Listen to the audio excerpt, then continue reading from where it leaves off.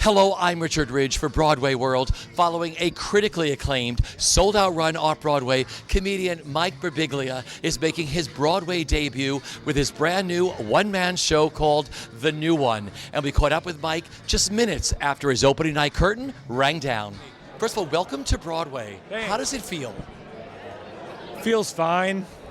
I don't know. It's people ask me that a lot, and I can't think of it that way. I can only think of it in relation to the show, and the show is like this very personal, like labor of love that I worked on with my wife and my brother and my director and Ira Glass and all these people over like a couple years. And so then basically you go from Cherry Lane, which is like 200 people, to like you zoom out to like 1,100 people, and there's all this lights and camera and Times Square and all this stuff, and you really have to not think about that. You know what I mean? Because otherwise, then you get in your head about it, and you're like, well, this is where This Is Our Youth was performed. I can't think about that. It's too big. We saw you earlier, like we were all set up on the red carpet, and I saw you walk down, you went to the stage door. How cool was that the first time you walked through the stage door of the Cort Theatre? First time I walked to the stage door, a couple walked past me, and the guy says to the woman, he goes, who's Mike Birbiglia? And I interrupted them. I go, I'm Mike Birbiglia. And they were nice. They go, well, now we know. It's sort of that lightning takes you off the mountain, like, who is he, right? It's my whole life. No, it's not. It is my whole life. I feel like I'm constantly, people come up to me in the street, they go, I know you, and then they go, where do I know you from? And I go, this is not my job. I am not IMDb. But chances are it's Orange is the New Black or Billions. Those are usually my first two guesses. But isn't that great that they know you from those shows too? Yes, I'm very lucky. Those are great shows. You know, Nathan was on the carpet, and Nathan was so wonderful about talking about you. I mean, how did he come to present you the first time with Sleepwalk? He really did one of the most selfless things I've ever had anyone do for me my whole life, which is he saw me at Caroline's on Broadway perform an early version of Sleepwalk with me, and he sent me a bottle of champagne. He said, I really love what you're doing. I said, thank you so much. He and Jen and I went out for dinner one night after his play November, the David Mamet play, and he said, I really like what you're doing. If you want me to present it, put my name on it, I would do that. This is a thing that people don't often know. There was no contract. He never received a dime for it. He just sort of lent me his name and credibility. And this massive pedigree of Broadway and theater credibility of all of the work he had put in for years and years and years, to this little, this kid downtown putting on Sleepwalk with me. So I'll forever be indebted to him, and there's no one better than him at what he does. So I'm speechless by his generosity. This is such a personal piece. Yeah. Could it talk about working with your director, Seth, and what it was like? And then, by the way, the other thing is he was me and Jen's witness at City Hall, and then we were his and Devlin's witness at City Hall. That's really good. You're in for life. You know that, right? We're in the mafia. Broadway Mafia. Broadway Mafia, yeah. Apparently. This is such a beautiful personal piece. Talk about working with your director and how you hone something like this, of what you want to reveal, what you don't want to reveal. It was a couple of years. My director and I, this is our fourth show, Sleepwalk with Me, My Girlfriend's Boyfriend, Thank God for Jokes in this one. And we've got a shorthand now, which is great. I mean, there's definitely we work faster. He knows a million stories about me that aren't even stories that are in the shows. He goes, what about this? What about this? And he'll make points like, you could cut this, and I kind of know why, more than when we first started working together. I'd be defensive, like, no, I'm not going to cut that. Now I kind of trust him going, oh yeah, I understand what you're saying.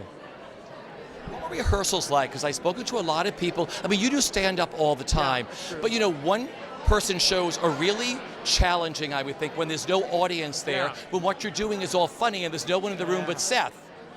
Yeah, I mean, we did a rehearsal. I remember one of the rehearsals at the Cort Theatre with no one in the audience other than the designers and the director.